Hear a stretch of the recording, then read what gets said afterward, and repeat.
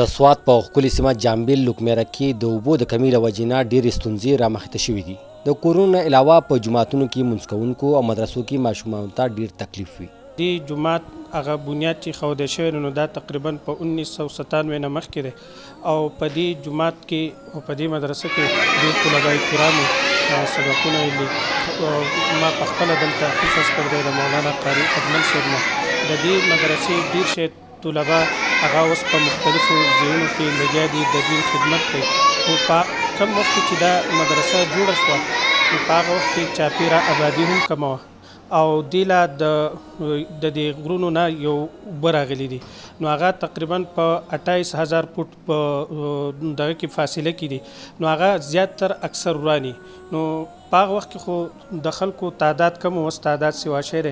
تقریبا زموږ سره هم په جومات کې د 1.5 پورې تقریبا طلبای کرام هغه د دې محلې سبق وایي.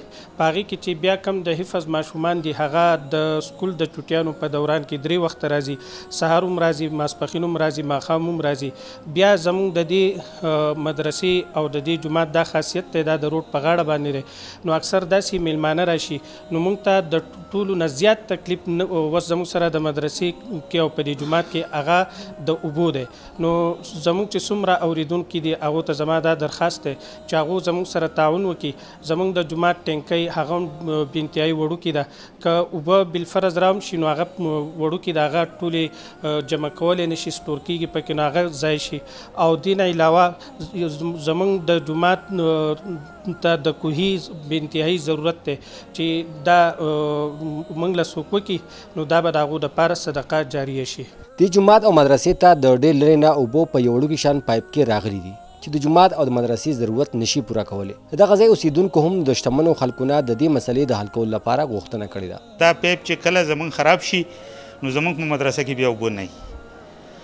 موږ په خپله باندې یو یا نه یو د جومات ماشوم د مدرسې ماشومان پسې لاړ شي او هغه پیپ په هغه وخت مناسب سره جوړ کړي. خو لکه موږ ته هر ټیم د اوبو تکلیف دی نه که موږ له معزز خلک شتمن خلک د الله د رضا دپاره کوی وباسي د دې مدرسې دپاره نو دا به د هغو دپاره ډېره ښه خبره وي.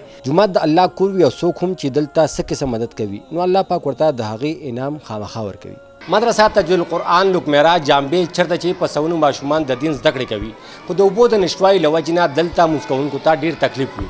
که چېرې شتمن او په خدای مین خلک د دې مدرسې دا مسله ختمه کړي نو دا به د هغو لپاره د آخرت د کامیابۍ ذریعه وګرځي. که څوک هم د دوی سره څه قسمه مدد کول غواړي نو په سکرین باندې لیکل شوي نمبر باندې رابطه کولی شي.